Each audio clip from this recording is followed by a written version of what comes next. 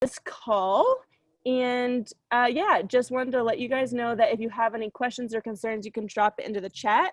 Lizzie might kind of get into a flow, but at a minimum by the end, we'll be able to look at the chats and get in touch with all of you. We do have some fun events coming. However you found this one, you'll find those that way as well. So I'll go ahead and give the floor to Lizzie.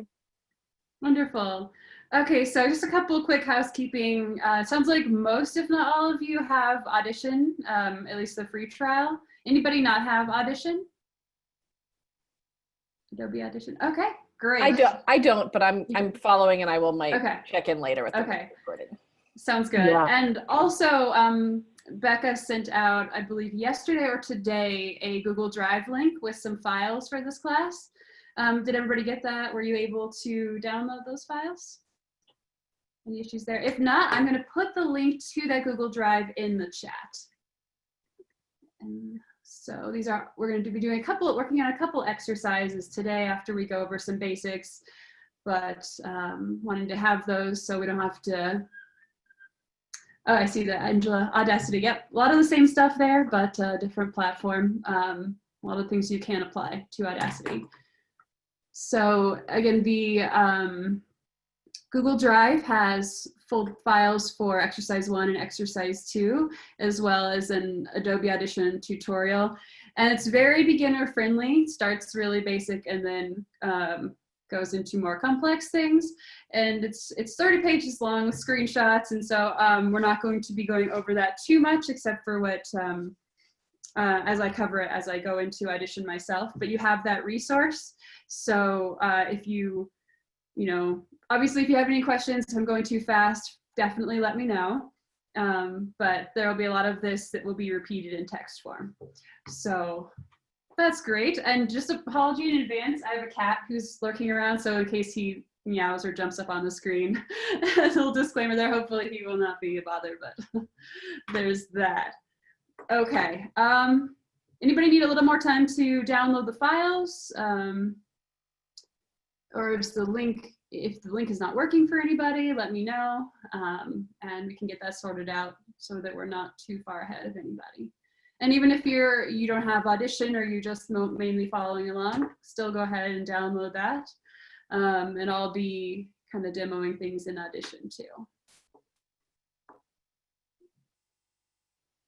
Okay, well, it sounds like we are ready to get a new person joining us. Hello? Denver Collective, Hi. are you guys new? Welcome. Hi. Here we go. Hi. Sorry that took forever. No worries, no worries. Conflicting emails and blah. So I'm here. Hi, I'm Holly. Hi, welcome Holly. What brings you to the class? Well, I started a podcast and I really want to get a little more tech savvy, and I like the sound design portion. I'm curious about that because we don't have any music embedded yet, and I kind of want to just accentuate that and nice. Maybe learn a few new skills to make it sound a little more professional and better quality, and yeah. Awesome. I do love sound design. We'll see how we go with kind of going over the basics of Audition, and make this class what everyone kind of wants to get out of it and cover all that. But yeah, I want to focus on some sound design stuff, particularly like choosing music, placing it. That's part of one of the exercises. Holly, do you have Adobe Audition? I don't. I actually use Audacity. So Okay. I know I saw that you mentioned that in the notes. I'm really curious about Adobe Audition. I have a friend who has gone to you guys at House of Pod and used some of your stuff. So she's shown me a little bit, so I'm familiar at least with the layout and whatnot. It's comparable at least to a certain degree, I think, in some of the steps with Audacity. Okay. Okay, well, those of you who don't have Audition, you can download the exercise files and work in Audacity while I'm working in Audition. They'll open fine in there and has the Multitrack Editor as well. So let's get into it. Again, I'm Lizzie, for anyone I didn't say my name to, introduce myself fully before you joined, and really excited to see how this class goes virtually. So we're gonna start by, let me share my screen real quick here. Okay, so you can go ahead and open Adobe Audition. And I will do the same.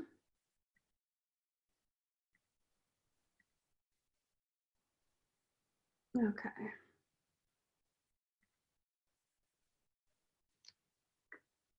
So we're going to start with just some basic workflow, what you see when you first get into Audition, what it does, and demystify that whole experience. So is everybody seeing that opening into Audition? So you don't have to necessarily, whatever, obviously we all only have one screen probably.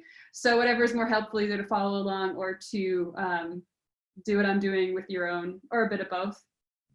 You can split your screen there. Okay, so what it opens into directly is the Waveform Editor. There's two sort of views and workspaces for Adobe Audition. Waveform is when you're working with individual files, and I think it was Susan who was saying she did voiceover and she worked with Audition. I'm assuming just in the Waveform view where you're making edits to in a track, and any edit you make, cutting this part out, applying an effect, it will be saved into that file permanently. So that's called destructive editing. So I'm going to open one of our exercise files in here. You can go ahead and do the same. Let's see here. Exercise 1.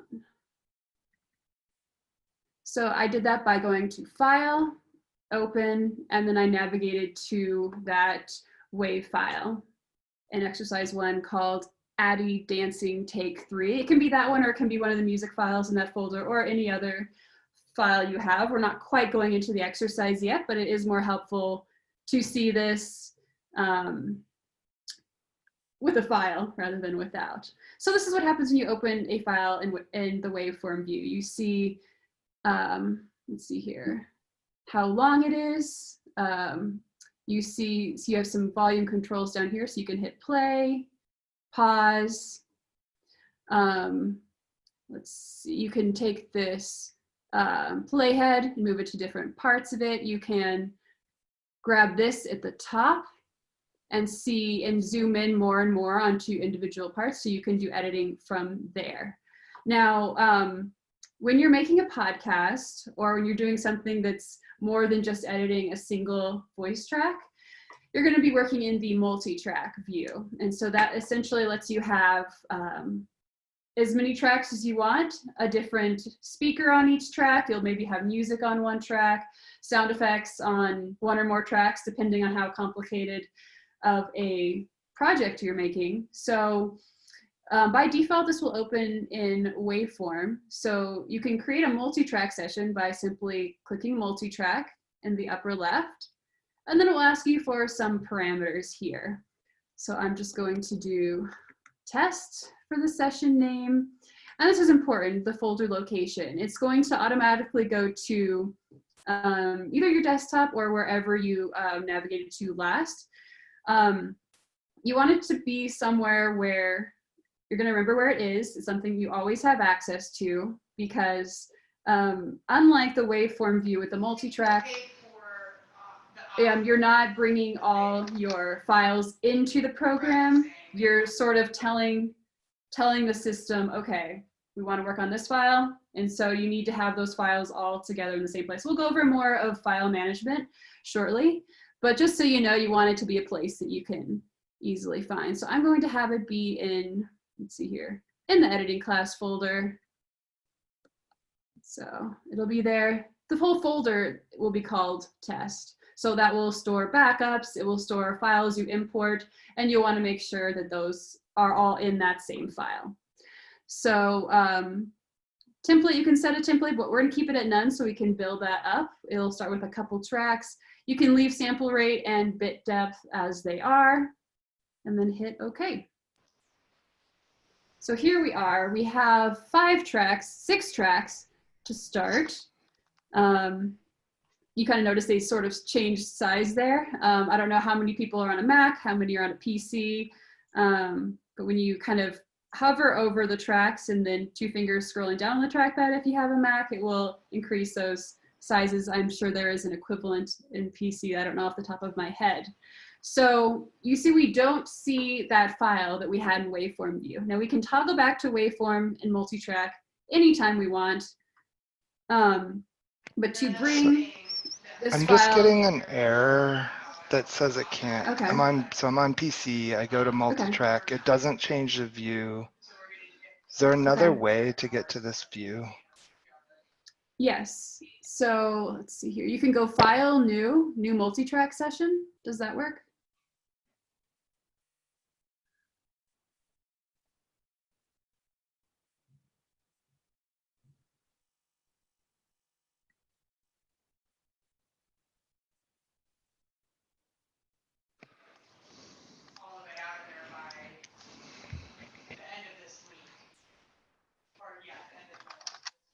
Is it working at all?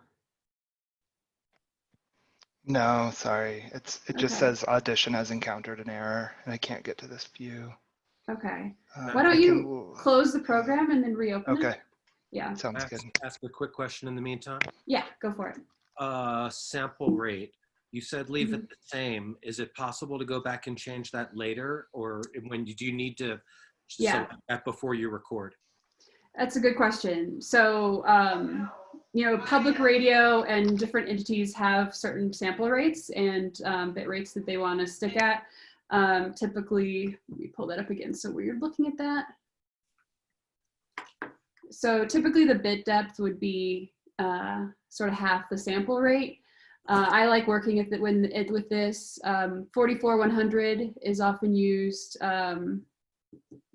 I want to say public radio, I'm not sure. I only asked because the person I spoke to, who's an experienced radio person, Meredith, you may know her, she was saying that I should always make sure that I'm recording at 441 as well as the person that I'm interviewing. Okay. Yep. You'll want to set that at the beginning. Any files you bring in that are not at that sample rate, it will convert it to whatever sample rate you've set.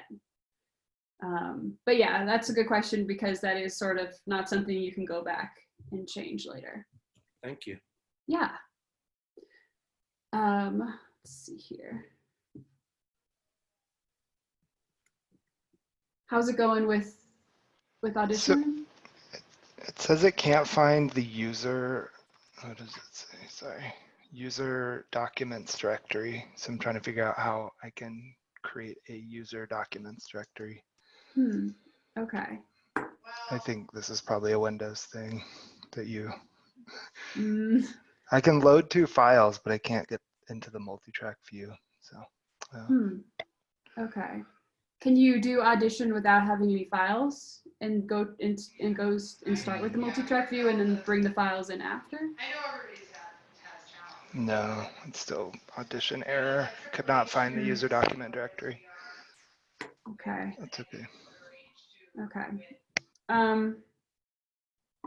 That's too bad. We'll just follow along here. Hopefully, let me know if you have any questions as we go.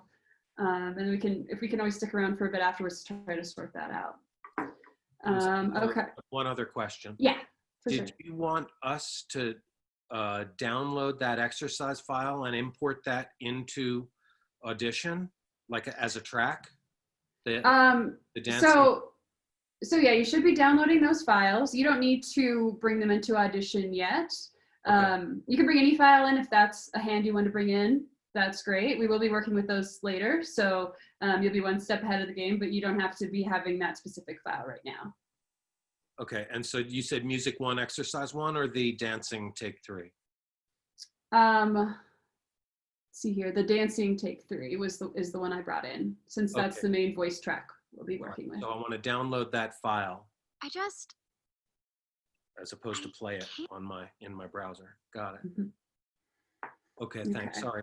Sure thing. No problem. Stop me whenever you have a question.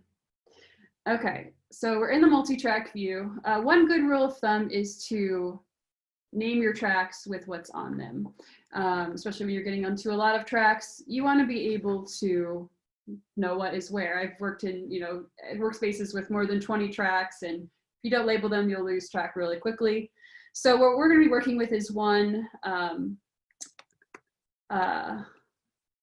speaker and then several music tracks. So I'm going to put the name of the speaker there. You could do narrator if you were doing an interview podcast, You could do host and narrator, or you could do their specific names.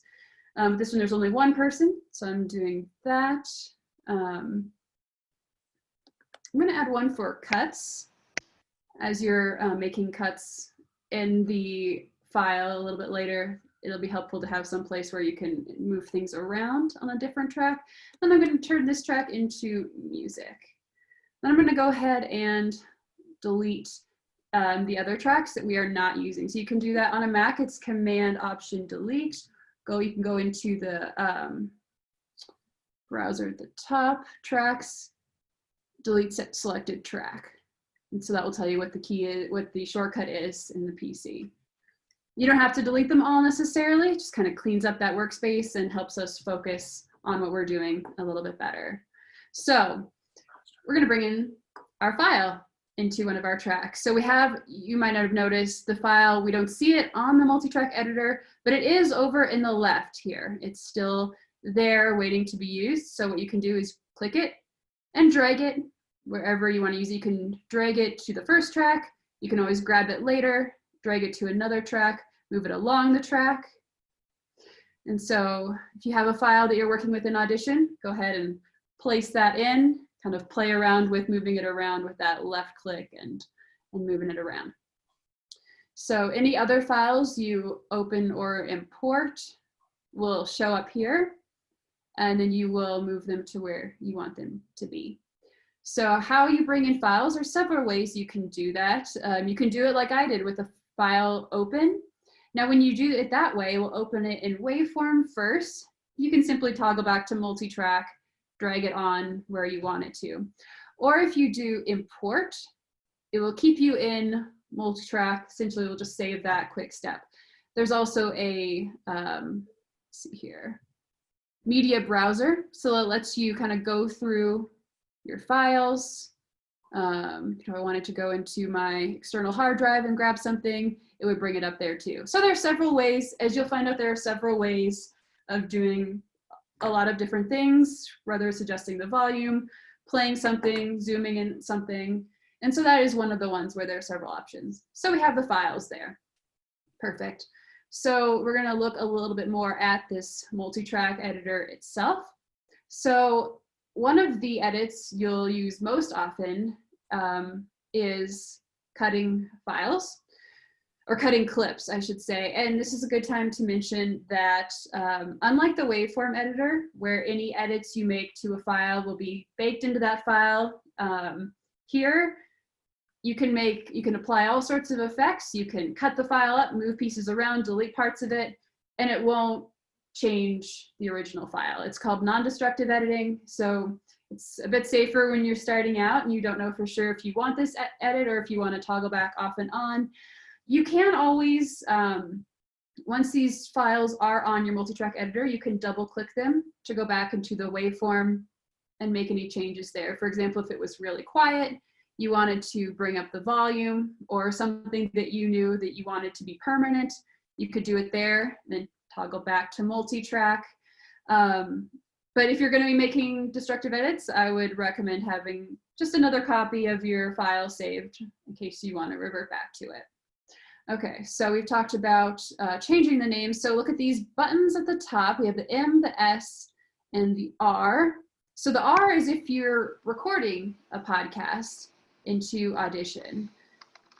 So you would have your mic set up into it, whether it's a USB mic, you're going through a mixer, you're using your computer audio. You would hit R, so that would prime the recorder. You're not quite recording yet, but you see this volume button to the left of the Multitrack editor is picking up me speaking. It's dialed into my built-in mic. So you can change that. We're mostly going to be doing editing, but just if you're going to be doing recording into Audition, you can go into audio channel mapping, and you can always set if there's a microphone you've plugged in that's not being picked up, you can go in and navigate that there, and if you need to switch from the internal to an external. So once your audio is at a good level, you're ready to record, you'd hit that red button at the bottom and it would start recording. And so it's recording what I'm saying now. When you want to stop, you can either hit the record button again, or stop, and it will stop. You see the playhead is still moving, so I can hit pause to stop that playhead, drag it back anywhere through.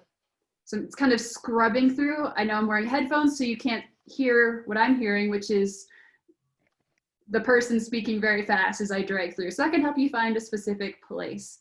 Now, I don't need... How common is that in your like everyday job? Are you recording live or using tracks? Yeah, so I had a podcast last year and I did record right into Audition. I was the host as well, so it was a lot of navigating to make sure everything was there, but I found that was, for me, easier than recording on, say, a Tascam, because then I knew it was all right there, and especially because I had 2, sometimes 3 tracks. So then if you were going to record multiple people at once, you would simply prime multiple tracks and then record on all of them. But you know, when you're working in a studio and it's not your own setup, or you have you know, a board operator kind of running that, you know, I've worked with Pro Tools as well. I've gone out in the field, as they say, bringing my Tascam, and that records as well, and then you can import those files in.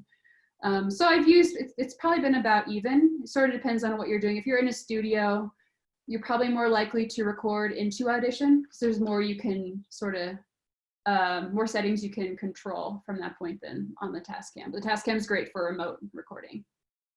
But in this case, you were just recording some additional audio at the end of the file that you imported on the same track, as opposed to recording audio on a separate track. Yep, you're right.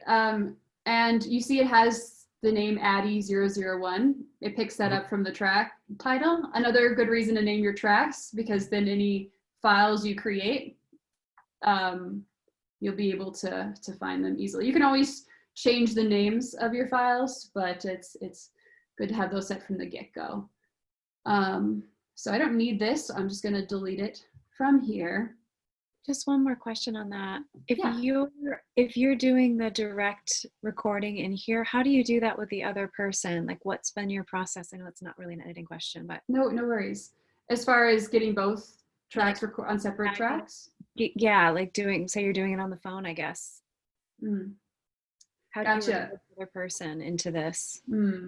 So I haven't done phone recording where I've been the producer. Okay.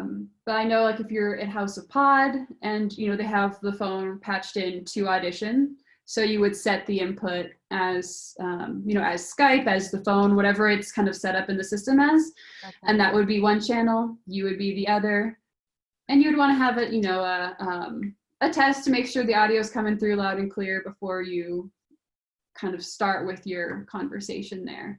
But yeah, typically you would, and so you have the, going a little bit more into, let's see, there's a couple comments here. Okay. I haven't done the chat here very much, okay. I do not know Studio One. Audition's been my main form of working in. But going into, as far as setting up those inputs and outputs, looking above this track, those 2 arrows there, you click that, and that tells you where to, you know, right now it's the default input, so it's picking up my mic. But if you have other connections set up, you can set those up there. Okay, great. Thank you. For sure. But yeah, for the most part, I have done audio drama productions, and so I've been recording in a studio, not on Audition, more in Pro Tools. I've been getting the raw files afterwards and then bringing them into Audition. So it isn't too often, other than my own interview podcast, where I do recording in Audition, just for the nature of my work. Any other questions? When you were doing an interview show and you had your guest in-house at House of Pod, if you want to get them onto a different track, you don't want them on your same track, isn't that correct? You guys want tracks with separate different track for each person, yeah. So if I'm hooking that either into my mixer, because I always use a mixer, so if I'm hooking them into separate inputs in my Focusrite, would they come up on separate tracks automatically? I know that it's been a year and a half since I've done that. I recall it was a little bit tricky getting Audition to recognize the mixer in the way I wanted it to recognize it. So you may have to troubleshoot a little bit, and you would set the inputs and outputs on both of them. So ideally, if you have that mixer connected to your computer with a USB, you'll see, if it is multi-channel, you'll see the different channels there, and you can select them. But yeah, I haven't used a mixer a whole lot other than that, so I'm not super up to date on that. But and are you always recording voices in mono? Yes. Yeah. That's a good question. Whereas stereo is, you see with the file I recorded just now, I'll just do another one real quick. You have two kind of, instead of just one waveform, you have two of those waveforms there. And one's the left channel, one is the right. But it's pretty much, whereas with the mono, so one would come through one side, one would come through the other, but they are essentially the same. This one, when it's mono, it's the same coming through both the left and the right. But I do voice tracks in, or if somehow you get, you have like say a dead track on one side and the voice on the other, you could do, I've done this quite a bit where I've gone into the waveform, I've right clicked, and then extract channels to mono files. So if they're not already mono, you can make them so, if they're a stereo file. This one's already mono, so the option is grayed out. Any other recording or related questions? But so whether you record the voice to mono or stereo is just a personal preference. There's not one that's better than the other. Well, stereo. So the reason for stereo is sort of if you want what's different, if you want what's coming in through the left speaker to be different from what's coming in through the right speaker. So that's more for more sound design rich pieces. Or, in the audio dramas I've made, you have kind of footsteps coming this way and then they move across. You can accomplish a lot of that with panning. And so even when I'm doing an audio drama, I record in mono and then I'll show you the panning control so you can make it go from left to right.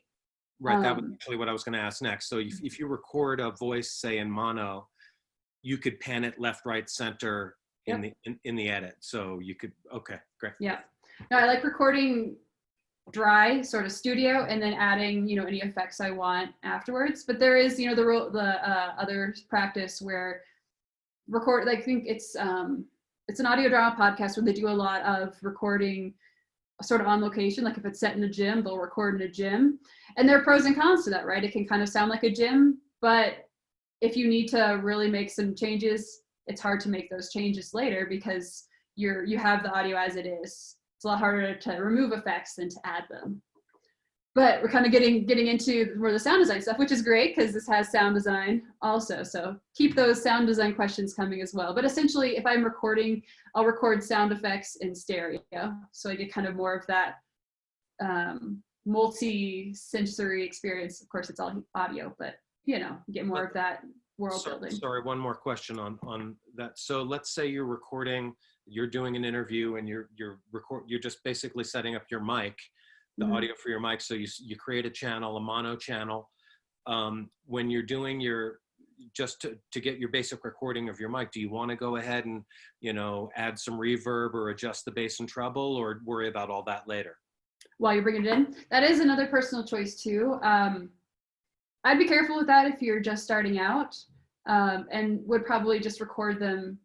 Just make sure you're getting good volume, good quality audio, and then add the reverb later. So just record it flat, no effects. Yeah, because if you have the effects in there, then it can be a beast to remove them later, if it's even possible. Okay. It's the same with things like noise reduction. There are some plugins that are, and Audition has a noise reduction component that can help, but generally it doesn't sound as good as if you had gotten the good quality audio in the first place. And so of course it's different, it is a personal preference thing, and as you do more audio, you can, if there are certain effects you want to have from the get-go, for sure. I haven't done that because I've enjoyed having that control after the fact and shaping them, since I don't always know what effects I'll want while I'm recording, depending on how the conversation will go. But those are easy to add later. Any more questions? Okay, we will move on then. So we went over the R, the S. The rest of them are a lot more simple. S solos that track. So if you had files and other tracks and then you hit play, it would only play that one. And then mute mutes that track. So it helps you if you're wanting to focus on a certain part, but not every single track, hearing how it sounds. So we mentioned panning. So there's several ways to do panning if you want audio on a track to sound like it's coming from the right side or left side, or to move as it goes through the track. So that is, let's see here, I'll go through two options. There's this blue line. So if you hover over that blue line right in the center of the waveform, you'll see pan. So you can grab that, pull it down, and it will go on the right side. Up is the left. Now to have it be dynamic, you can click anywhere, create those keyframes, and then it will go from right to left, and it'll have that sort of movement in space. And while I'm here, there's also one for volume. So if you want volume to change as it goes as well, you can either grab the entire line, pull it up and down, or make those keyframes if you wanted to get steadily quieter. We also have fade ins and fade outs. You can adjust volume on the entire track or to the entire clip. There's quite a few ways to approach volume, but that's one of them that's really easy to sort of automate those changes as you go if you don't want it to apply to everything on a track. You can also adjust panning from here. You have a volume. This is the panning. So right in this screen here, that shows up whether you're on the inputs, the effects, or one of the other ones. You sort of grab that, pull it to the right to pan to the right, and then the left to pan to the left. And this will do the same with volume. Let's see, here's that volume. Yeah, this is.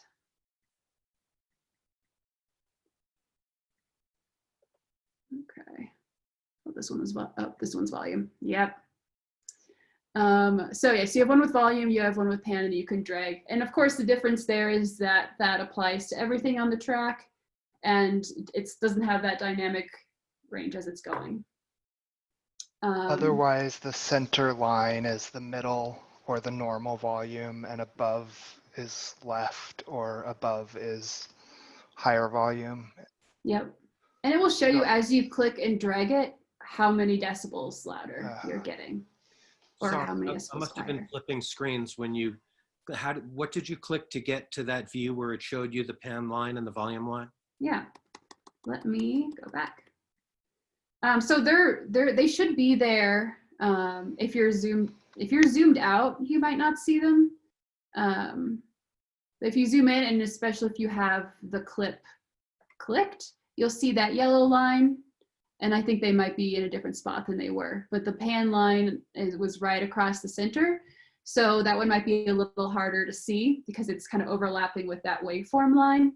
Let me just undo a little farther. So it's normally right there. And then the yellow line here for volume. Does that make sense? Wait, so how do you zoom in?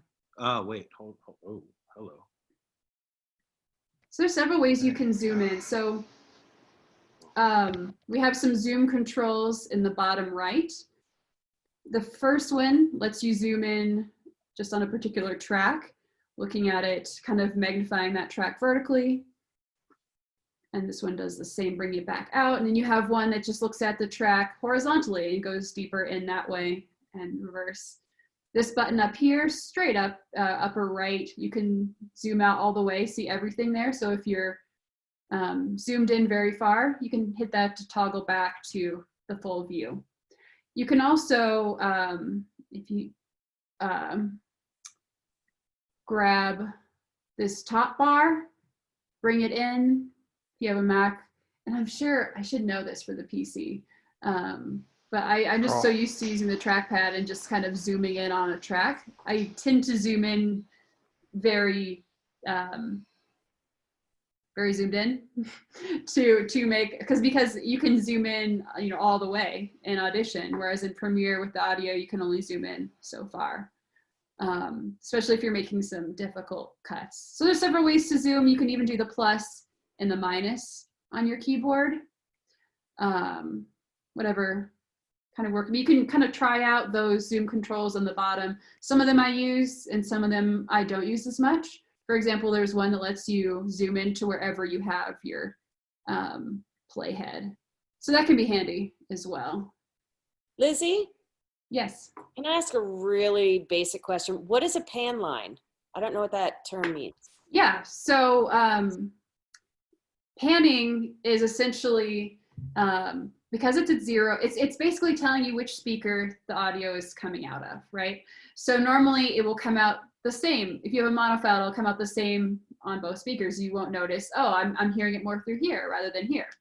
And that's what it's reflected as in this center line. Whereas if you grab this pan line, hold it down, it says R and there's a number.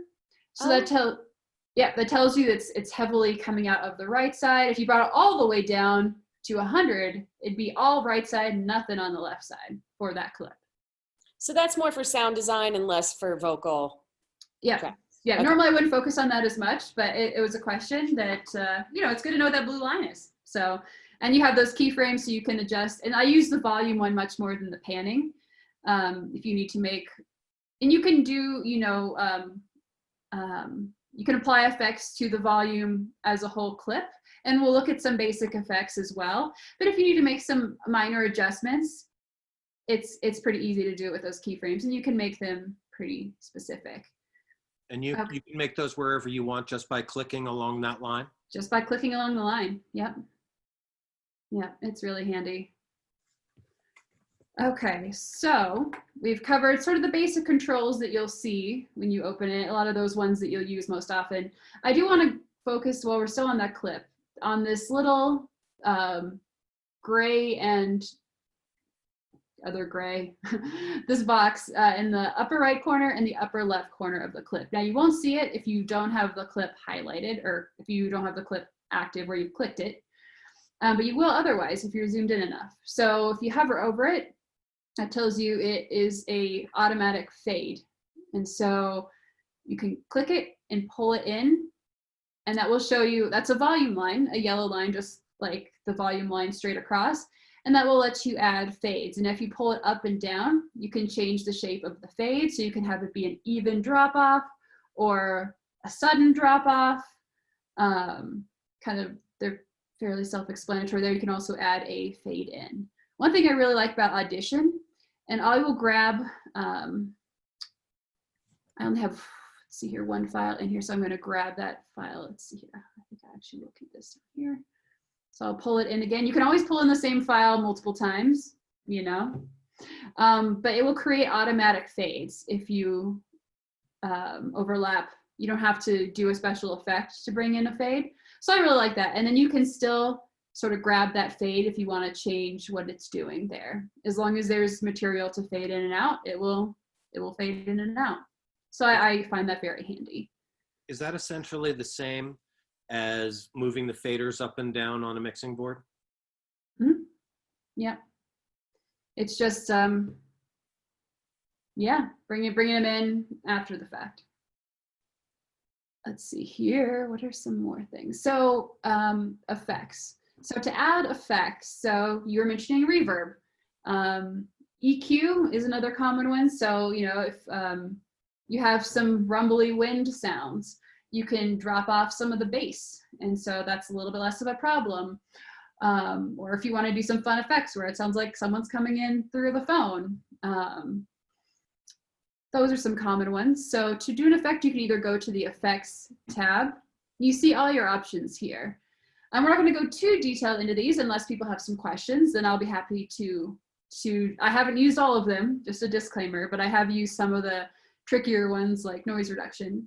But amplitude, we have things like a limiter, which you could put on a track to keep it from, because you don't want it to, one thing I haven't mentioned is that you don't want the You see when I play it, you see this volume level here, but you also see it down here. And it's quite quiet of a track. It's a little quieter than I'd want it to be to put out there, but it's also not too loud. So getting too loud, it'll get into, so say, let's see, I'm going to bring it really loud so you can kind of see. Why are there two levels at the bottom? Let's one's see. master and one's selected, or? Yeah, that's a good question. My instinct is to say right and left, but it's because I've changed the panning, so it's different. Makes sense. So if I bring the panning back to 0, they'll be exactly the same. So one's left, one's right. Good point there. And then you'll also, if you set it as a gradient, it'll change over time. So if you see getting into too loud, it'll get into the yellow. Yellow is not bad. You want to make sure it doesn't get into the red and it doesn't hit 0. So that's clipping, and that is more of a recording issue than an editing issue, like many other things. Once you've had audio that's peaked or clipped, kind of gone over 0, where you hear there's that missing information because it's too loud, missing file information, I should say. You're kind of stuck with it. There's only so much you can do in post-production. But if you have a file that's too quiet, or say you have a file that has a lot of quiet parts, a lot of loud parts, you can do something like compression to even it out a bit. But to add effects to a certain track, you would click this play button here. Right before I had just gone to the effects rack here, but you'll see the exact same effect options if you go into it there. So I'm just going to add some effects as an example of what they look like when they're added in. So this sort of power button here is a power button in Audition as well. So you can toggle them on and off. And so this is a good example of it being non-destructive editing, right? You're not stuck with a single band compressor. You're not stuck with, if I added a reverb. Right now it's on, now it's off. So you can kind of see how it sounds with and without. You can also edit effects too and change their settings. You can apply effects just to clips as well. If you click a clip, you can go over here into and we we'll need to look a little bit more at some of these windows on the side that we haven't gone into as much. But the effects rack, you'll see, if you click track effects, you'll see exactly what's here, over here on the left. Clip effects, you can also apply effects just to a specific clip in the same way.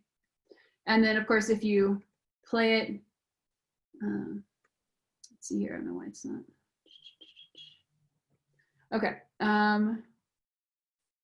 so we went over the media browser. You can also see properties of an individual clip. I don't use those too often, but that's yet another way to adjust the volume if you want. Markers, if I'm doing a lot of interviews and I want to keep track of where certain things are in the interviews, I find markers really helpful. So how it would work, you'd be playing your clip or you would be at a specific point. And if this is something I want to remember, I would hit M on my computer and add that marker there. And then you could add, if you want to add a description of what that marker is, change the name or add a description to help you find, a really good quote or something that's good to keep track of for those long interviews is what I've used them mostly for. We also have history at the bottom, so you can see all the actions that I've done. You can go back to a certain point in time, or you can do the Command Z or Control Z to undo.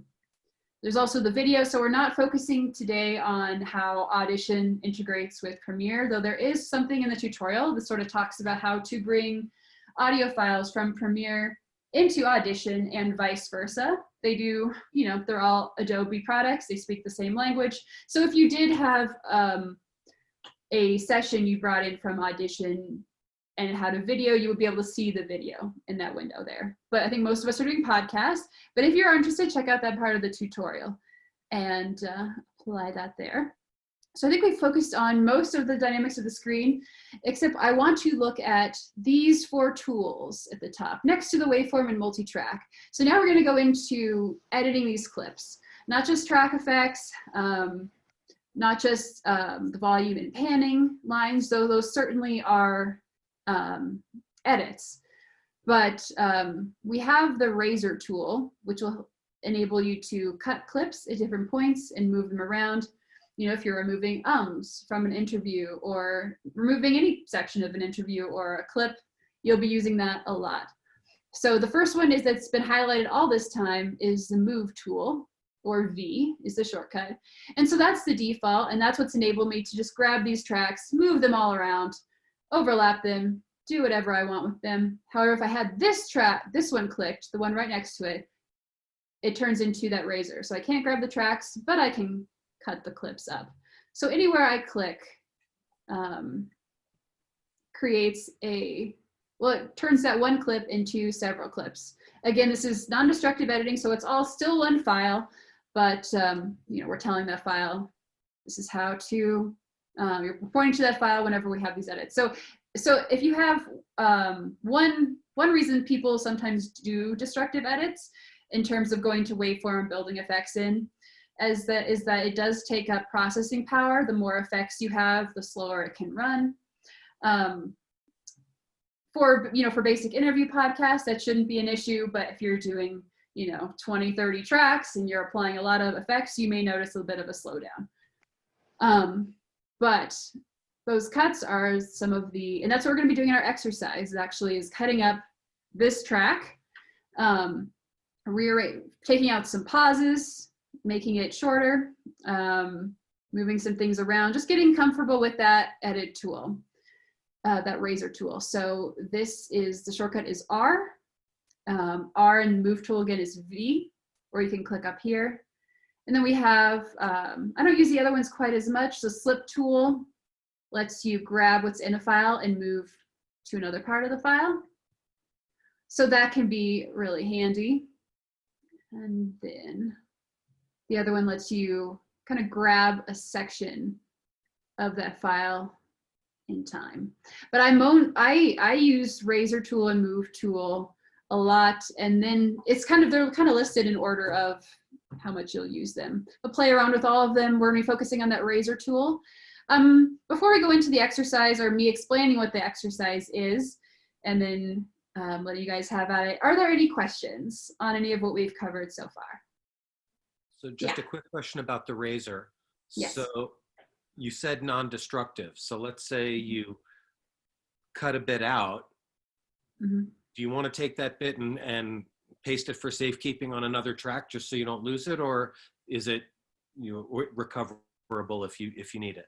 So it's recoverable. Now, if you were dealing with, say, an hour-long interview, and it may be helpful more for you to, like, okay, I removed this part, maybe in your notes, you're like, okay, maybe add more of the paper edit side of things. It's helpful to know what you removed, or have another file for things you've cut, if it's maybe a quote that you might want to have access to. But it's more of a convenience thing than oh, I don't have access to this file, because even if I go through, going back to the move tool, zoom out here. So even if I deleted all of these little pieces except one of them, oh, this is an important thing. So if you hover over either side of a clip, you see that sort of arrow extender. You can grab it and pull it and reveal. If you pull it all the way out, you can reveal the entire clip again. So it's all still there. It's all still there. You can, that's another way to make an edit. So you don't have to use the razor tool. If you just want to cut off the beginning or the end, you kind of pull that in, and that done. And Lizzie, I didn't even know about the razor tool, so I just did standard cut and paste, and that's fine too, right? Yeah. I can copy any section and then set my playhead, paste it. Yeah. You don't have to necessarily go into the files, and if you want to use the same file twice, pull it in again, copy and paste. Can you show how to do that, to select a section to cut or copy? Sure. Yeah.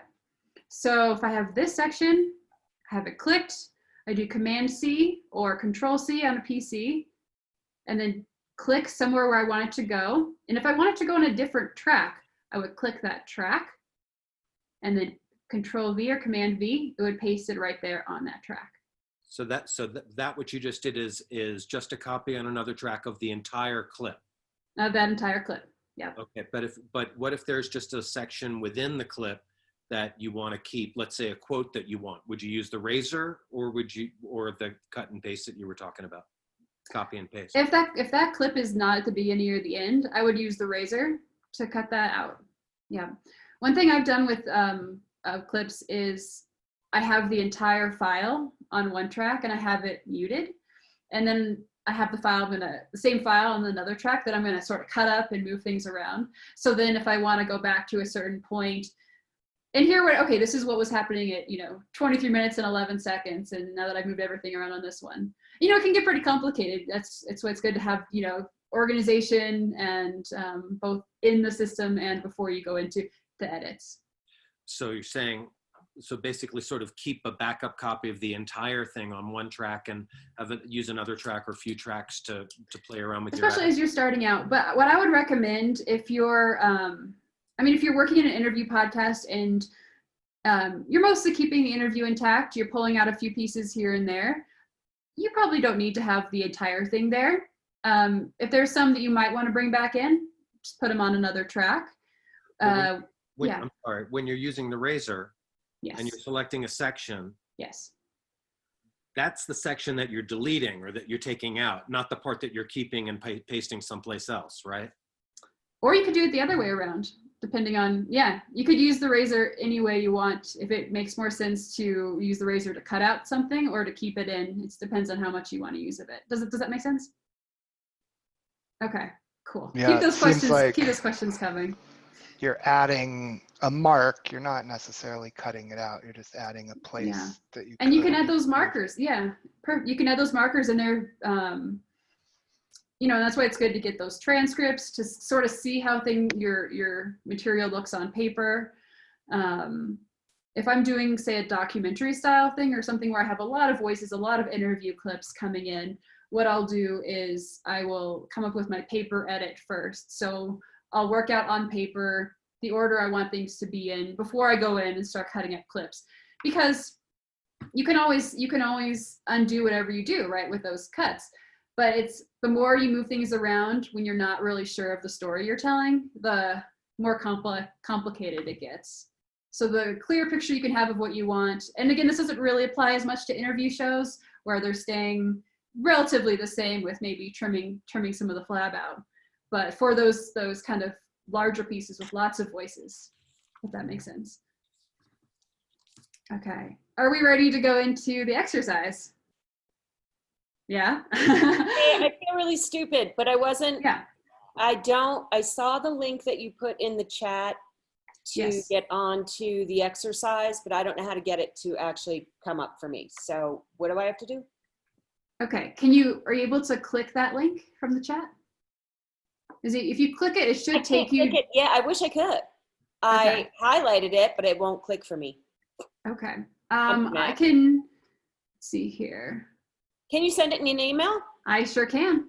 I sure can. Anybody else need that Google Drive link emailed to? And I will make sure that has the Audition tutorial. So if you don't have that link saved, we'll make sure you go back to it afterwards.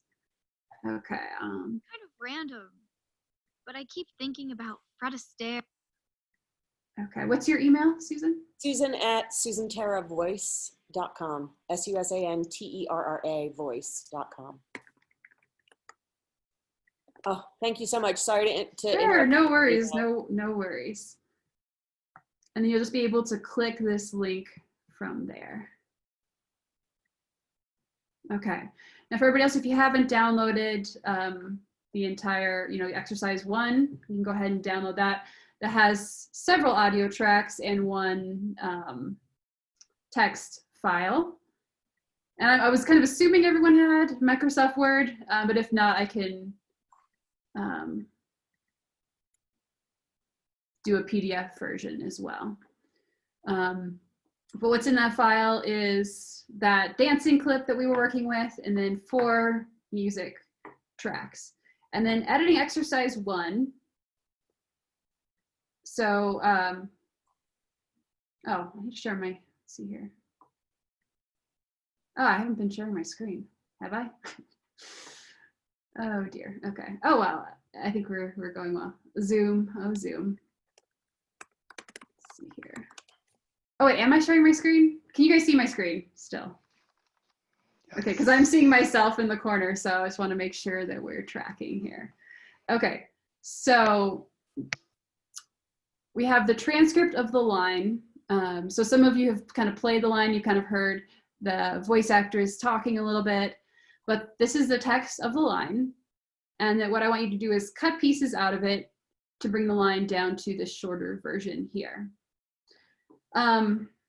Don't worry about volume. If you are more familiar with Audition, add some effects, bring the volume up, play around with those other edits there.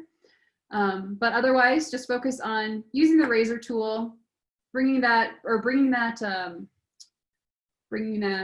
voice track in, and then bringing it down to that line.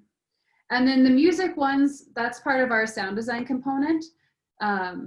So pick a music. So if you get to this point, so no worries if not, you'll have access to these clips. You can work on this later, and I'm happy to answer questions later as well. But this second part of this exercise is to pick a music clip and pair it with this voice line. And so that, the music is not too loud or not too quiet, and the music seems fitting to the line itself. Does that make sense? Okay. If you don't have headphones, make sure your mic is muted so we don't hear a cacophony of sound coming through. I'll of course be here, ready to kind of troubleshoot anything along the way. And yeah, have at it. And if you have Audacity, you can do this in Audacity as well, bringing in the file into there and moving the clip around there. But otherwise, as we've been going over in Audition. So keep me posted if you have questions. So I have one. So I wasn't able originally to download that particular track, so I downloaded a different one instead that I imported, and now I've got both in. How can so the one I don't want is track 1. How do I delete track 1? From the multitrack editor or from your file? Okay. Multitrack editor. Okay, so you just click it, delete. Delete or back, That didn't work for me. Let me try it again. Okay. Oh, hello. Okay, but is there a way to delete that track entirely, or is it? Oh, the whole track. Yes. Or is it just an empty track that I can just leave there? It doesn't matter. You can leave it there if you want, or you can delete the track. So to delete the track, you would click anywhere in that track, and you would go multitrack, tracks, delete selected track, or that shortcut there, which on Macs is Command Option Delete. And if you're on a PC, it will show you the PC equivalent. So in the track. And to add another track, if you delete too many, you need to add another one, multitrack tracks, and you can add a mono or a stereo track. Now, going way back to when we set up our multitrack session, you may have noticed I didn't change it from stereo. So if you're working just in mono, change that to mono. Here, since we're not recording in it, I wasn't too focused on that. But obviously, as we did that sort of faux recording session, it did record in stereo, since I had set it in stereo. Select a track. Okay. So, but to create a track, I believe it's Option A in a Mac, or you can see the equivalent there. So it will be one of those mono or stereo. Thank you. Sure thing. Okay, so I deleted the one that I don't want. I now have the Addie dancing as track 1, and I've got that and just one other track that's labeled master. Yep. That master track is essentially a compilation of what's on all the tracks. So if you wanted to make a volume or effect change to the entire production, you would do that there. Okay. But don't worry about the music tracks at first. Focus on cutting it down, working with the razor tool, zooming in and out to make as accurate of an edit as you can. And I'll actually be doing the exercise as well in between questions, so you can kind of follow along. You won't be able to hear it because I don't want to inundate you, of course, with it. You can kind of see what I'm doing here.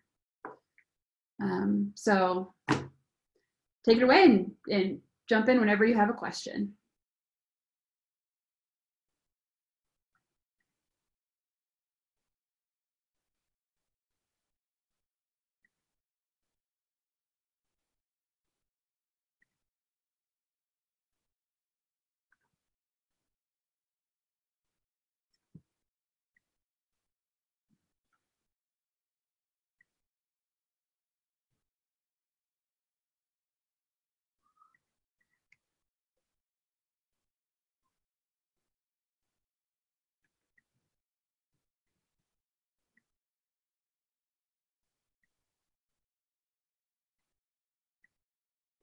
So one thing I am doing is, I could do, I guess, just a split screen here.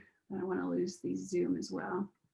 So yeah, I'm making my Audition screen smaller so I can see the line at the same time, so I don't have to toggle between the two as quite as much, if that's helpful for anybody.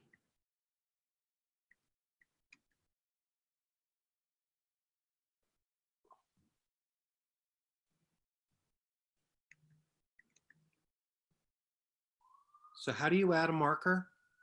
That's just an M, and it will add the marker wherever that playhead is. M? Yep. Just the letter M, and then you'll see those markers over here.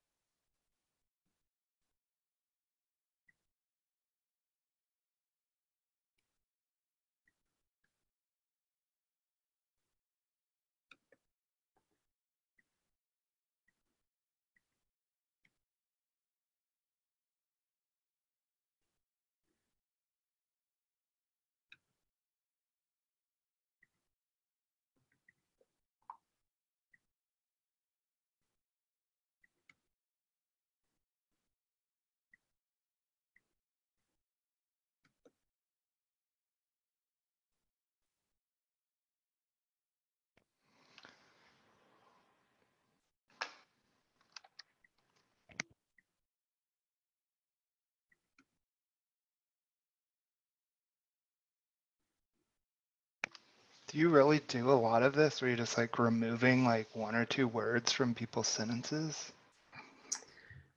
Or is this an exercise?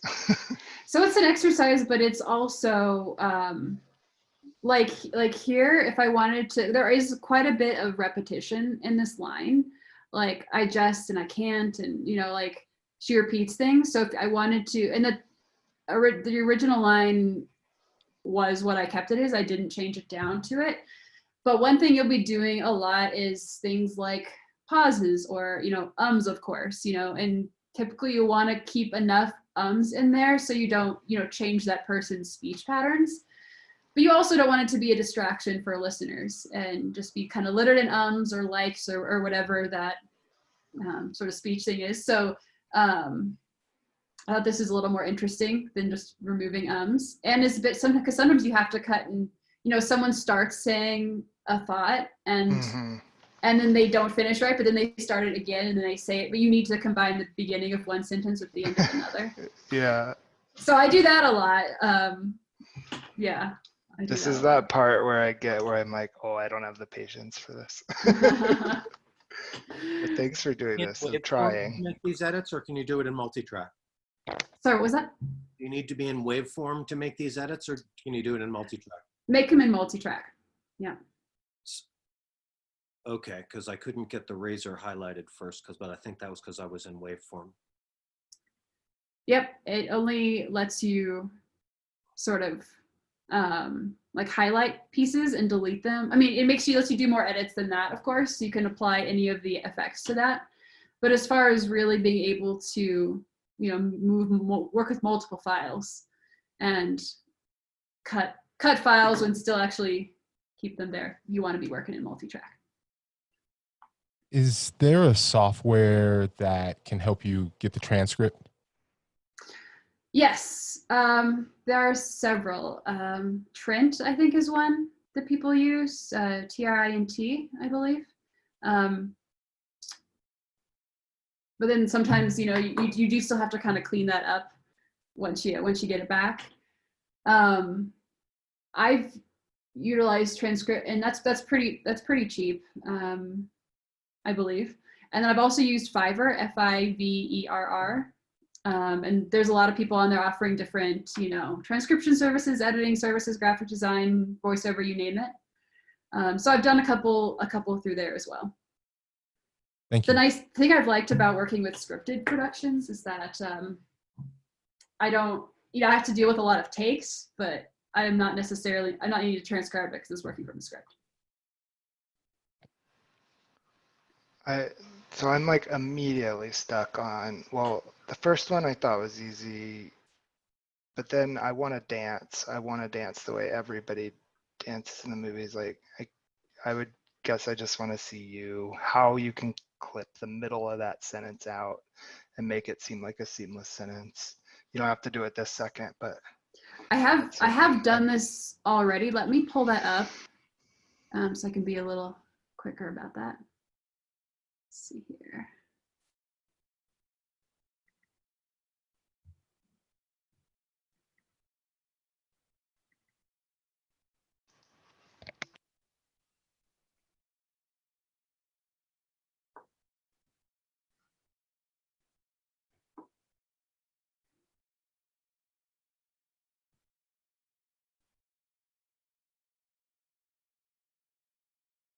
Okay.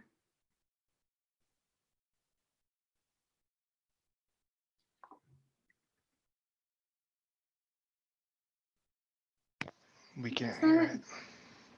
Yeah, I'm making sure it's the right one first. Okay.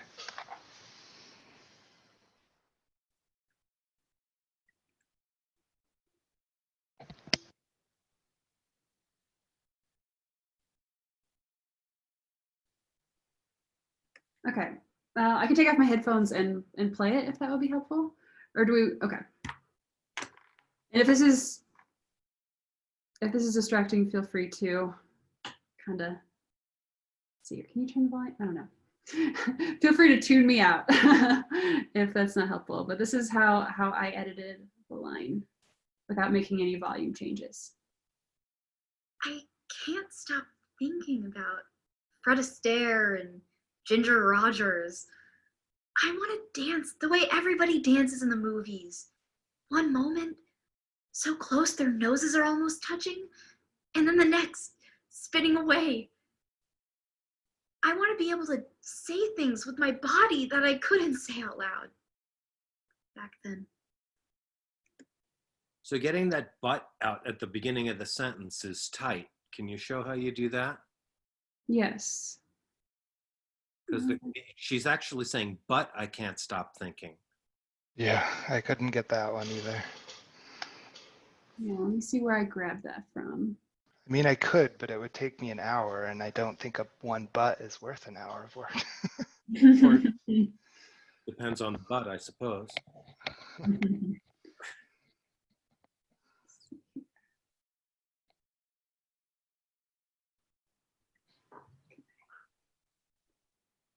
So how much time did you spend just on this one track?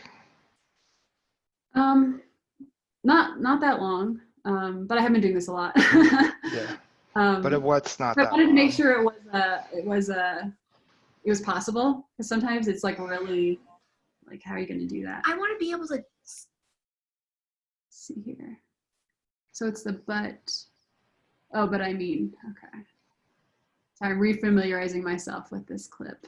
Well, for me, it's at the very beginning of the paragraph. It's okay. It just goes, I can't stop thinking about Fred Astaire and Ginger Rogers, but on the audio, there's a but before there. Okay.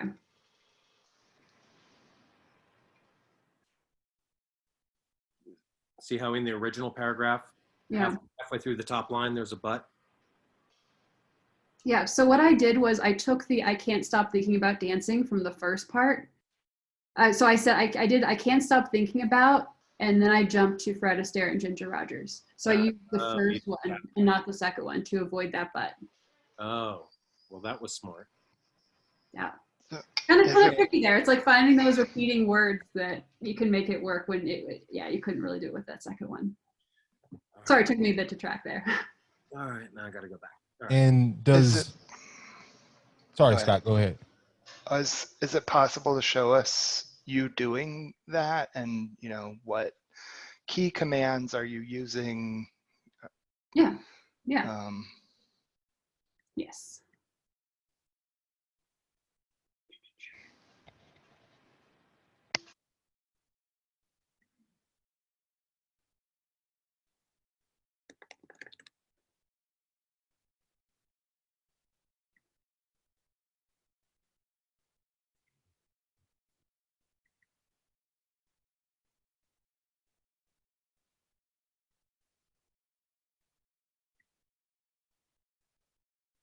Okay.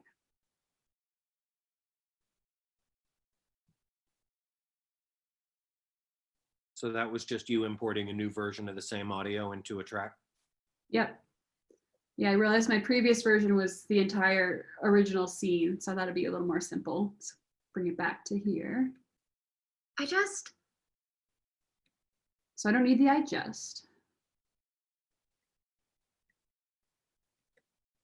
I can't stop thinking about.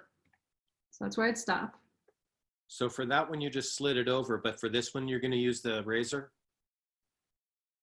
Yes, because I was cutting off the beginning. So you were just sliding that from the end rather than using the razor? Yep.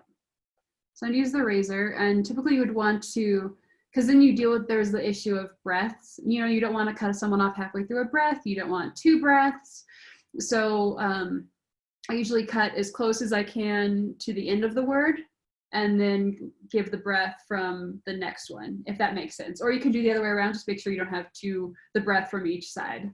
But that's a little more advanced. We're mostly focusing on just getting that moved around. So dancing. It's kind of random, but I keep thinking about Okay, so here. Fred Astaire's right around here.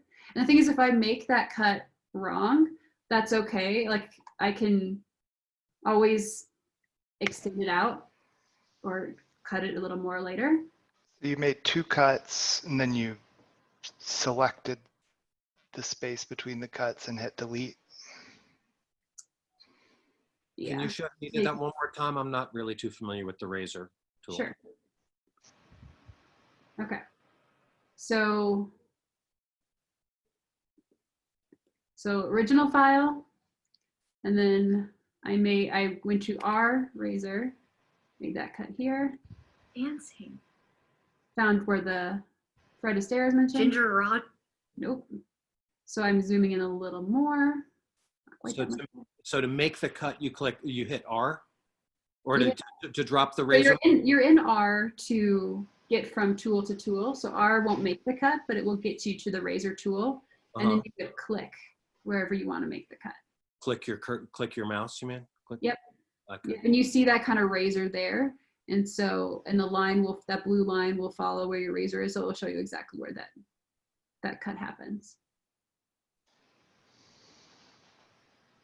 And I go back to V to move things around. So thinking about Fred Astaire and Ginger Rogers.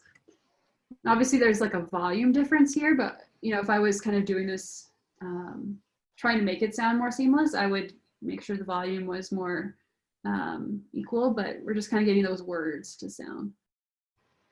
So let me ask you this, because I always just highlight the area I want to get rid of and hit delete, and everything marries together.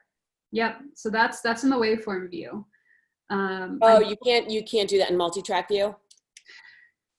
Not that I know of. If anybody knows differently, all right, cool. I know in Pro Tools you can do that, and then when I've been using Pro Tools lately, I've kind of missed being able to like grab a piece of it and delete it, and then I know there are different shortcuts. As you get more used to using the slip tool, bringing things together. But kind of this is sort of where you start with multi-track: is cut, move, take out the beginning, take out the end.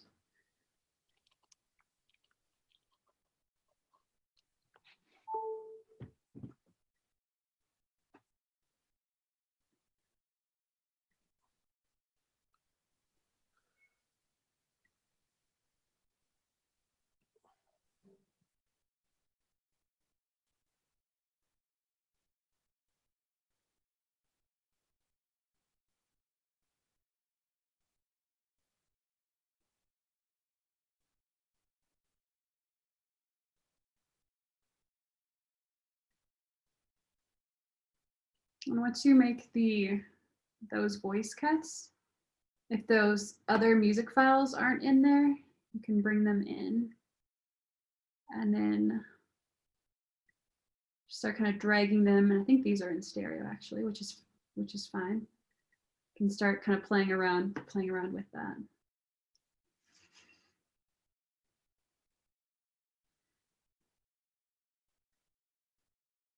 You can even have different music on different tracks and mute some to kind of get practice using those buttons. But I'll be quiet and let you work for a bit.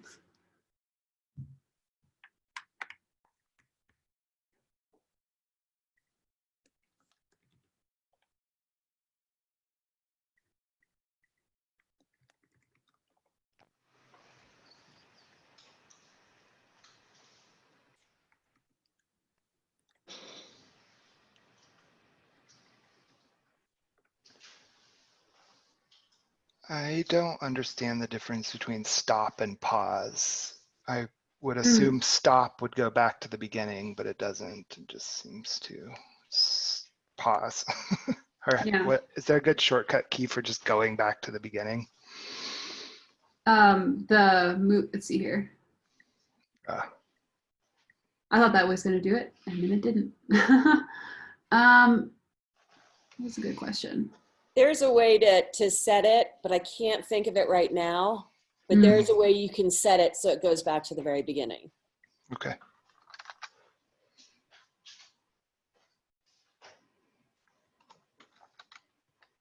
And does merging the clips impact the quality at all?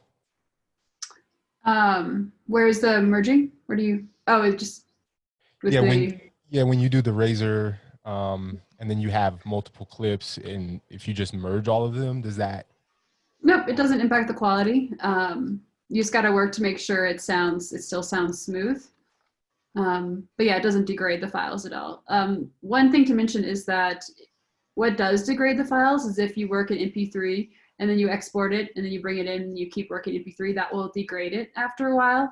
So the best thing to do is work in WAV until you're ready to do, and WAV files are bigger, and so often your podcast will still be in MP3, so you'll wait to do that final export in MP3 once you've finished working in WAV. And you can record everything, you can record with your Tascam remotely in WAV, and in here as well.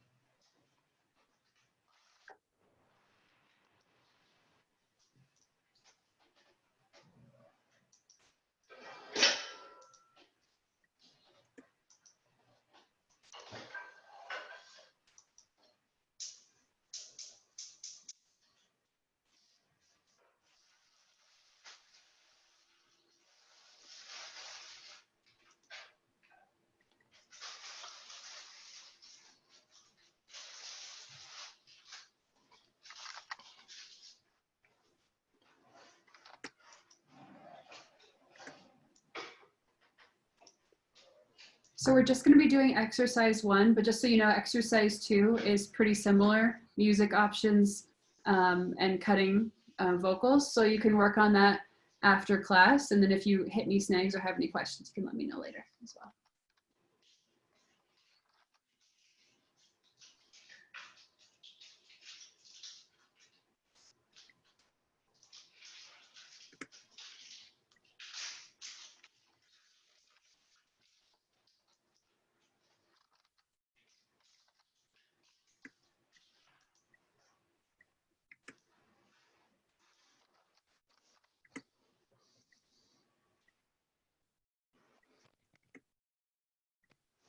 Sorry, can you show me again, like how maybe my brain just doesn't work this way. How did you find the part you wanted to cut out? Like, it's just so tight in between words. Yeah, with the first part? I think just showing me again would be really helpful, yeah. Yeah, for sure. I've listened to it like 40 times and I just can't mark it where it needs to for some reason. How far zoomed in are you? Pretty far? I've got 8 seconds on the screen. Okay. I can't stop thinking about. So I make the cut somewhere between here and here. Is it slowed down on yours? Is that helpful? Is it kind of lagging? Yeah. No, I just want to, like, did you or can you slow down the text to try and find the word you're looking for? Yeah. So I can pull the playhead through it and kind of hear it. But I keep thinking about fresh air and ginger. So the faster you pull it, the quicker it will scrub and the harder it will be to hear what they're saying. But if you're looking for a specific spot or a specific speaker, that can be helpful there. But since it's right at the beginning, I can't stop thinking about. So I'll just cut it right around here. And then. It's kind of random, but I keep thinking about. It's around here. Was it that editor or is it a different one? I'm still working on that one. How do you get the how do you get the razor to go away? Click V. That'll get you back to the move tool. V. Yep. Or you can click at the top, the move tool or the razor to switch between the two. But I use the shortcuts. It's quicker and you can stay in the screen. Oh, wow. Okay. Thank you. Yeah, no worries. It's a learning curve. It's a learning curve. It's okay. That's for sure.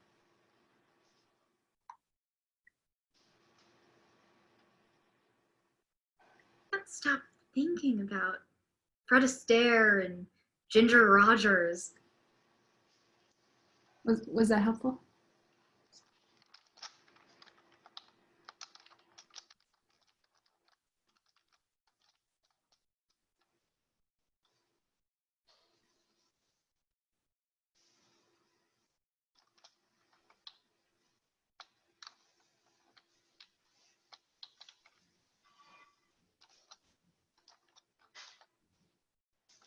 For those of you who haven't spoken up as much, how's it going? I'm assuming less speaking up means you're tracking and don't have questions, but feel free to jump in if you do or put it in the chat.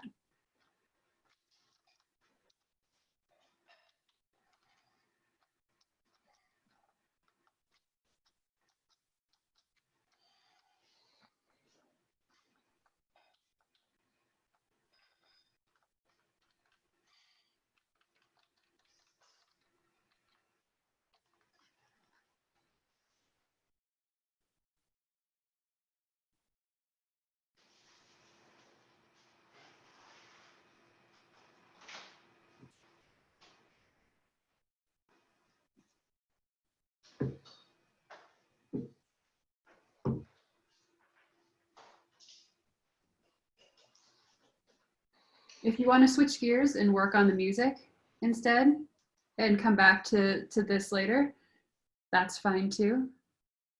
It's a kind of a different part of your brain, sort of selecting music tracks. So feel free to do that if you're kind of getting a little bug eye working at that.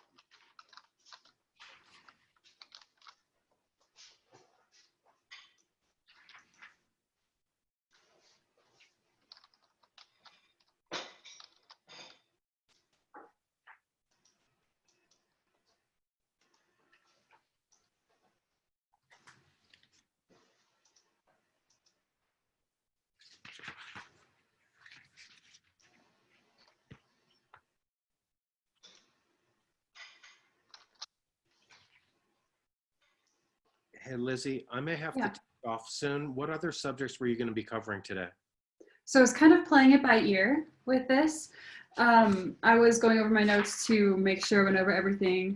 I was going to reiterate with the file management to make sure that after you import your files, you don't move them. So you want to be importing them from, basically, since you're pointing to where that file is, it will have trouble finding it if you move them. And so you want to make sure that everything's all together in that folder, and that when you do, if you're moving your project folder, say from a portable hard drive to your computer, that you grab that whole file and not just the SESX file, which is the Audition file.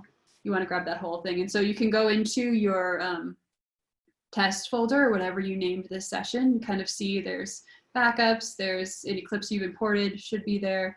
That sort of thing. And I also did want to show how to export as well, which I do mention in my notes, but just for real quick for you, it's file export, multi-track mix down, and then it'd be the entire session if you wanted to. And that would, if you had clip tracks muted, it would not include those muted tracks. And then you would select where you wanted it to go, if you wanted to stay in WAV or if you wanted to be MP3. And then you'd hit OK. So pretty standard there. You can keep these as they are. Just make sure it's going where you're going to be able to find it. And I was going to do a little more sound design stuff, but we'll just play it by ear.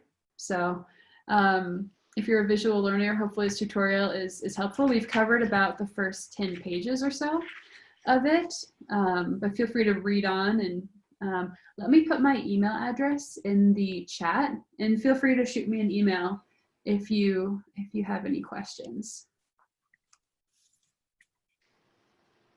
Yeah, I got my first 2 edits done, and it sounds like a complete sentence. So Yay. I'm curious about the music part now, I guess. Yeah, go for it. If other people want to move on, or should we just do it ourselves? How's everybody at? Do you want to move on to the music? Let's do music. Let's do music. Okay. So wherever your clip is, leave it there. It's fine. And then pull in those music files. And you have those 4. And so like I put them all on separate tracks so I could toggle between them and see how they sounded together. And so here the main thing is you want to pick the one that sounds the most fitting. I'll play the original, like what I went with, after we've kind of done this. And if you have time to experiment with the volume, you can just grab that yellow and pull it up or down. If not, just focus on picking music.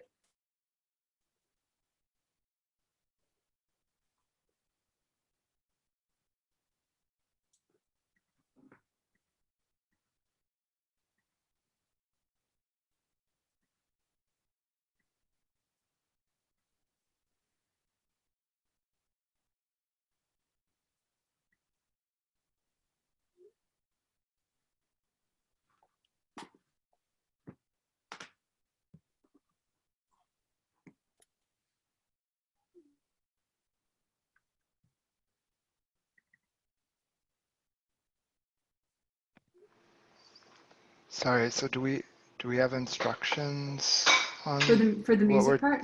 Yeah, so I've got the files loaded, and then what are we doing? It's just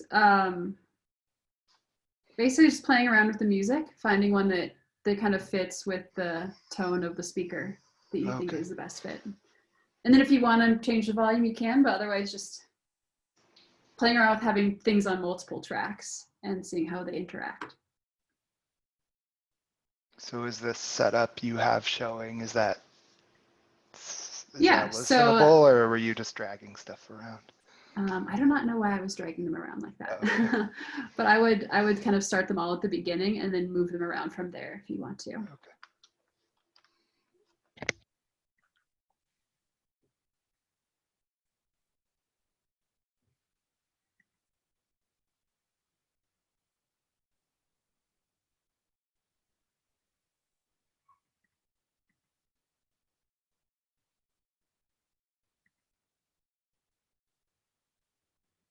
And she said the video from this Zoom chat will be available to us later, right? Yep. Yeah.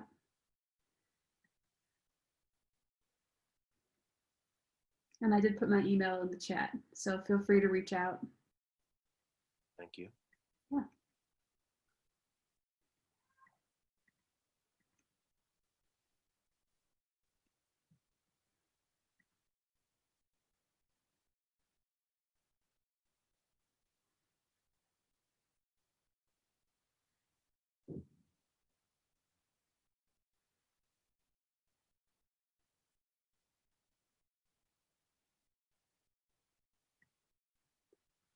FYI, I'm going to go find the, not physically leave, but I'm going to be moving through different files to find what I ended up with. So don't worry about watching my screen right now.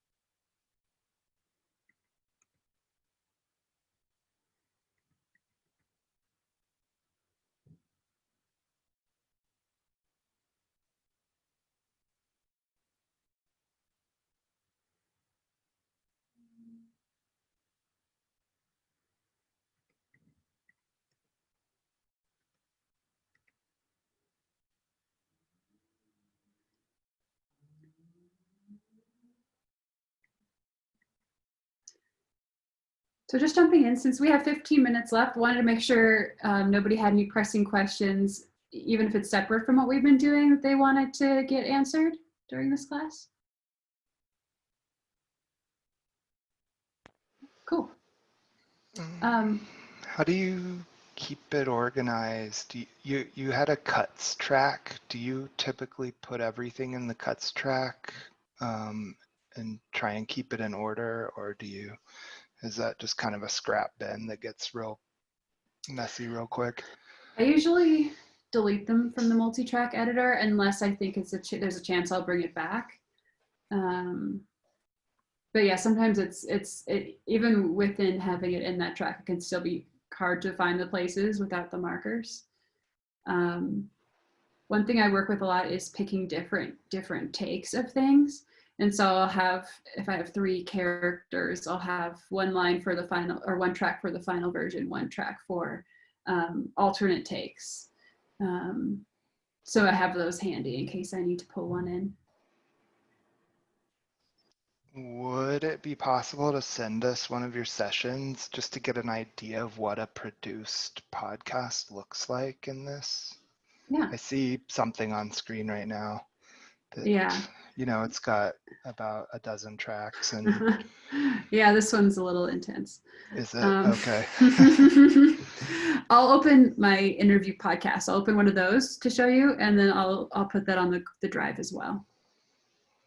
Yeah, for me, it's like, what is the scale of, obviously you get better it's at not it that. with time, but yeah, okay. It's not that. That was a very ambitious project that is sort of involves, multiple, when you're doing a scripted production, that is just a whole different animal than an interview. Yeah. And the clip you guys are working with is from one of my scripted productions. Well, my main scripted production. So you had a podcast here. Lizzie, what is an SESX file? So that's the audition file. But if you're moving your files from one place to another, you don't just grab that file, you grab the entire folder because you want to keep your media all together too. And one thing I do want to add is that unlike Premiere, if you've worked in Premiere, Adobe's video software, there aren't bins in Audition. So you want to make sure that the names of your files are names that are going to you can keep organized within your list of files. So one thing I do is have maybe the speaker's name, like INT for interview or VO for voiceover, and then a number, 1 or 2, or if it's a sound effect, same thing, door,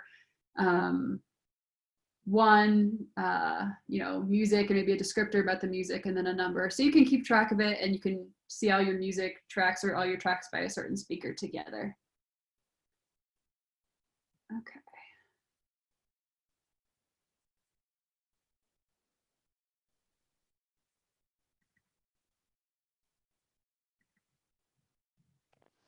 And then maybe, is there a session file for this, for the exercises that maybe we can kind of see, what would be a decent.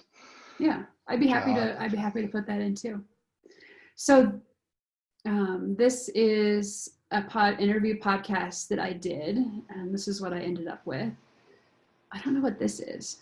What is this? Are these just all my cuts? Sorry, it's been a while since I've gone through here, but clearly they're muted, so who knows what I was doing.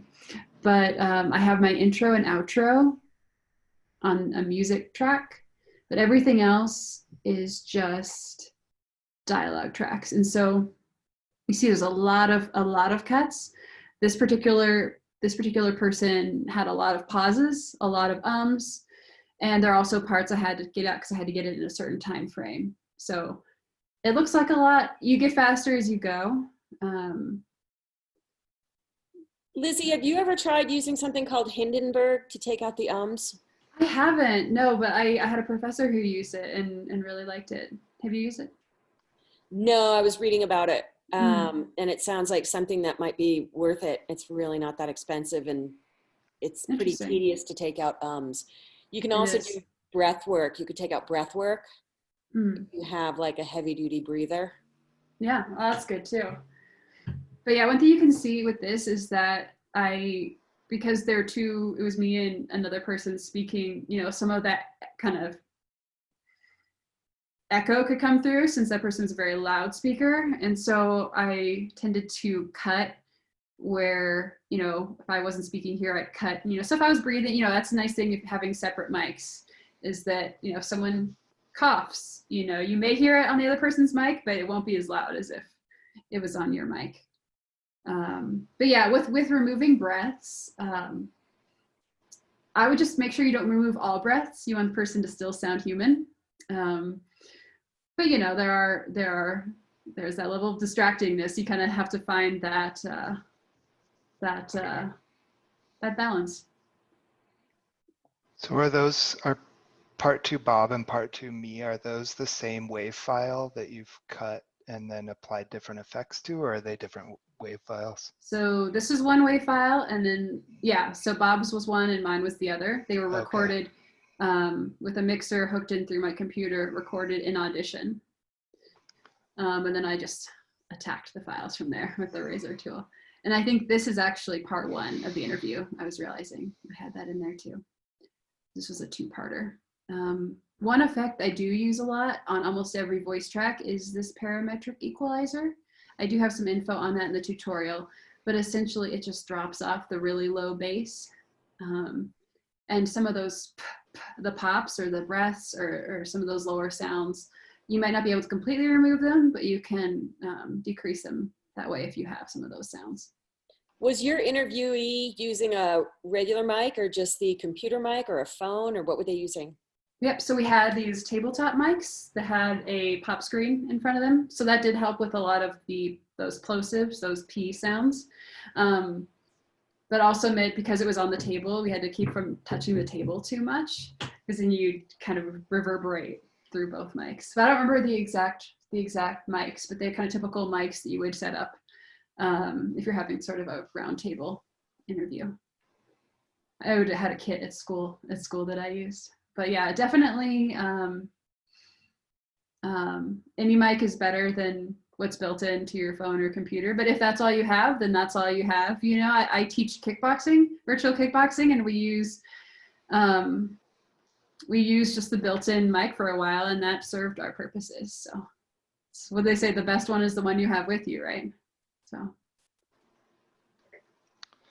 Did you razor track 1 and track 2 separately, or is there some tool that helps you, like if you add track 2, remove track 1?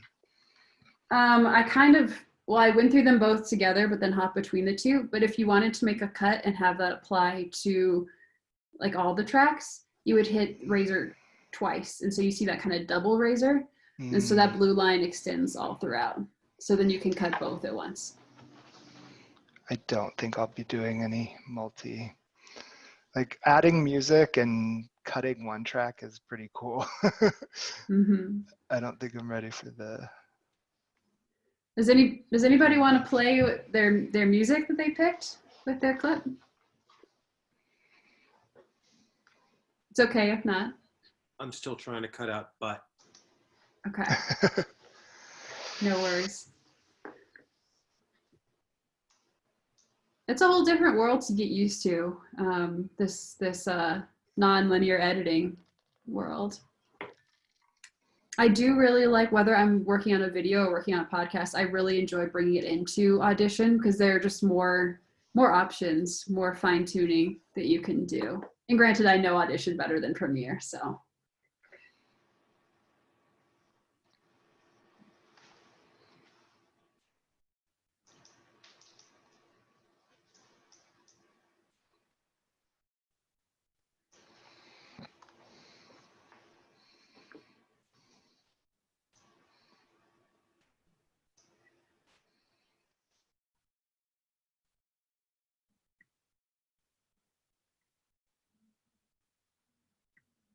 I'm going to find a more normal episode with fewer cuts, because that looks a little scary. And they don't usually look like that.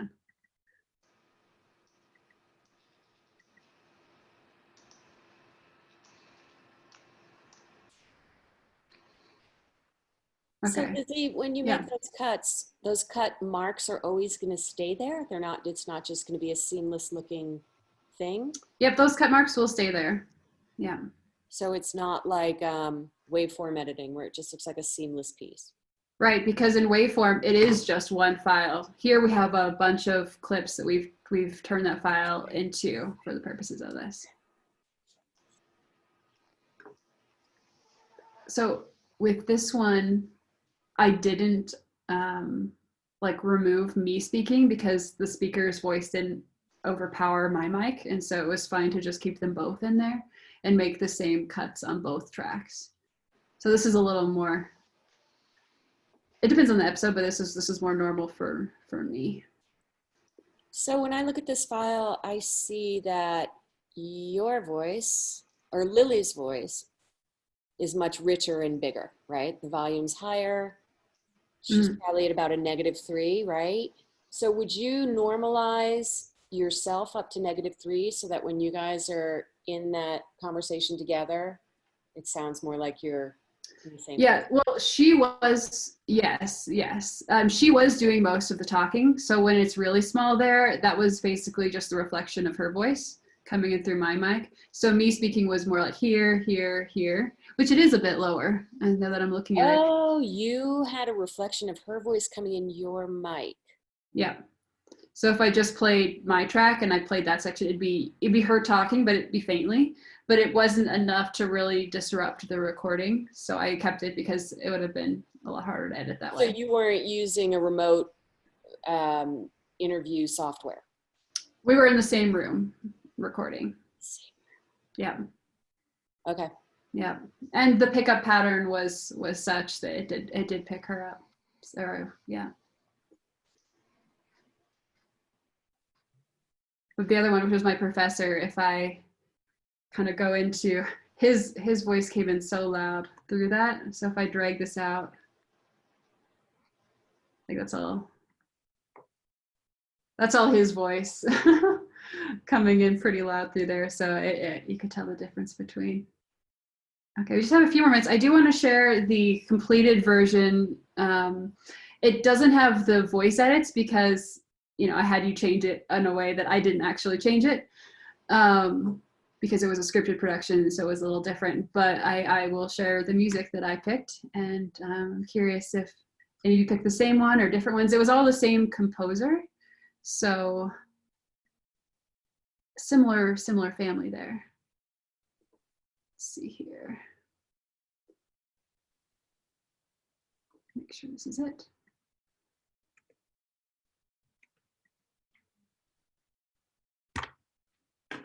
Okay, So the sound effect you're going to hear is a car, because this conversation is happening in a car. So. I can't stop thinking about dancing. It's kind of random, but I keep thinking about Fred Astaire and Ginger Rogers. I want to dance the way they did, the way everybody dances in the movies. One moment, so close their noses are almost touching, and then the next, spinning away. I want to be able to do that. Not all those fancy steps, but I mean, say things with my body that I can't say out loud, or that I couldn't say out loud back then. So I believe that was the first music cue. I think several would have fit quite well, but I'm curious if anybody has any thoughts on, if you're picking music for a production, how do you know what to pick? Where do you find music? And you may not be in that point in your production where you're going out and finding music. But hypothetically speaking, if you were, what would you kind of want to look for first? This is just our last couple of minutes, so I'm just kind of trying to get a little bit. Something that's under a Creative Commons license. Right. Before some of these podcasts that you guys have started or want to start, what role do you see music playing? Like, do you see music as more intro, outro, or something you'd want to use throughout, ideally?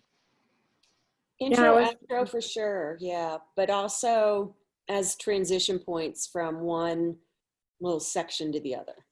Mm. Yeah. And I think with my project, music doesn't really play a role because it's like outside on a farm or on a ranch. And so the natural soundscape, I think, is so rich that it really helps tell the story. So I've been trying to figure out if music has a role in my project at all or not. Yeah. And sometimes it doesn't. It doesn't. I did a podcast series where it was focusing on, each episode was a profile of somebody. And we ended up doing as much sound on location as we could. But then we also created some soundscapes there. And, it's kind of a gray area because if you're working in public radio, if you're working in news and documentary, you got to be careful with, sounds you use that were not recorded on location to be ethical. Podcasts, it's kind of a Wild West, but yeah, it's kind of finding what you want to do. And I love doing soundscapes, kind of creating audio environments for things. And so, if you're kind of telling one of those stories, like as many places as you can bring recording and have, record the person as well as kind of if you're in an audio rich place, record the animals, record what it sounds like there, to really bring people in. Yeah. That's awesome. So when you're in the same room interviewing someone and you're picking up their mic, is there software anywhere that can take so you don't have to edit out all that echoing? People are howling outside. There might be, but I'm not aware of it. I would shoot Jason at House of Pod. He's the one who's clued me into, and I think, he's clued me into different audio plugins, like a good noise reduction plugin, which I have written down somewhere that I wasn't aware of because I was mostly just working within Audition and what Audition let me do.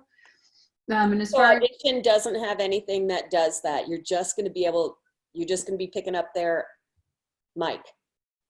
I mean, you can kind of try to control the situation when you're recording as much as you can to minimize that, create more of a distance, between your speakers, or have a mic with a more narrow pickup pattern. Because if you have a more omnidirectional mic, it'll kind of bring it in from everywhere. But if it's really directional, then that will help a lot.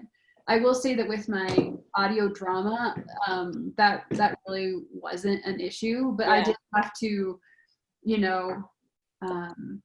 and in podcasts and productions, I've seen, during when one person's speaking, there are no clips from the other mics, just to keep from having that reflection there if you're all recording at once. So it is a tricky thing to avoid, especially if you are like kind of having this back and forth and you're like kind of, you know, you don't want to take out all of those like, you know, and reactions either. And so it can be a bit painstaking when you start, but it does get faster, and there could be some resources I don't know about. So I don't want to say this is the be all and end all of what there is. How far apart are you sitting in an interview in a common room? Yeah. So in this one, because of the length of the cables, we were so. Let's see there. I mean, it was just a few feet apart in a studio. But the studio itself was, you know, not a very reflective place. So, you know, you weren't, you know, getting voices bouncing off the walls so much. And then in another studio, you know, and sometimes, you know, if you do want to have that more intimate feel, you know, you do kind of need to be physically closer together instead of at a distance. So again, that's another one of those like balance things. But it's not a huge, barrier, I would say. Because with some of those, I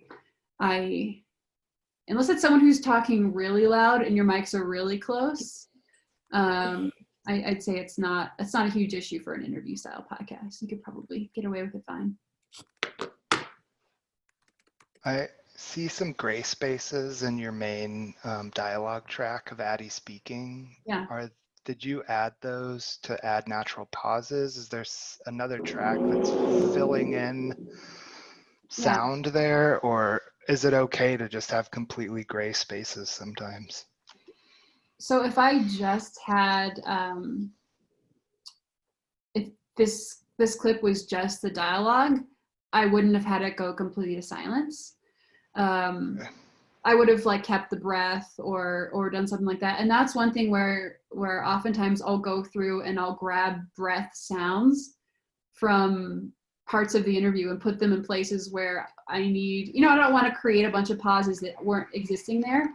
But, you know, if there's a breath that doesn't quite work, or if you need to sort of transition from one thought, removing another thought, and then bringing another one in, you need that breath. So I like have had whole like tracks of breaths essentially. But here, because there's a lot of sounds and music going on, I could, and I think there might have been a breath here. I was creating more of a pause or both, but I also had the, you know, I had the car sounds, the ambiance, I had the music going. And so and it was a very dry studio in the sense that the background was very, very quiet. So it's not noticeable in those situations when you cut it. In an interview though, it's harder unless you have some stuff going on in the background. You would want at least one of the mics to be on, so it's not like, what happened? Like, where did everybody go? Don't want to have like dead air there. I see some pretty quick fade in or fade out, fade ins in there too. Yeah. Can we listen to that real quick?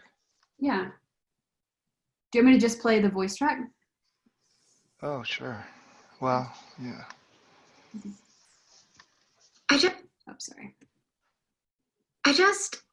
I can't stop thinking about dancing. It's kind of random, but I keep thinking about Fred Astaire and Ginger Rogers. I want to dance the way they did. Is that helpful? Yeah. I'm like kind of going through and like, you know, moving those yellow lines around. And often when I'm bringing together clips that didn't start out together, for me, I found that it's rare that I just like kind of bring them up next to each other. Usually I have a little bit of overlap to really smooth that. And every clip is different. So you want to really trust your ears. Does this sound natural? And sometimes it will when it's like that. And sometimes you'll need a little overlap, or you need to maybe lengthen one side of it so you have a little bit more, and then just jump right into the word from the next one. It's kind of playing with it, and each project and person is different. But yeah, I know I've really enjoyed the nonfiction and fiction projects I've done, even though they're very, very different from each other, for sure. I don't know if anybody's interested in you know, fiction audio, but it's a fun world. It's a smaller world than nonfiction audio, but it's growing. Everyone at House of Pod makes fun of me for listening to fiction audio. Oh, really? I love They're it. such hardcore journalists over there. Yeah. A lot of those podcasts that are the biggest ones are those, documentary and interview and have some kind of, journalistic nonfiction component. But I don't know, it's such a rich storytelling medium for audio only stories. What fiction podcasts do you like?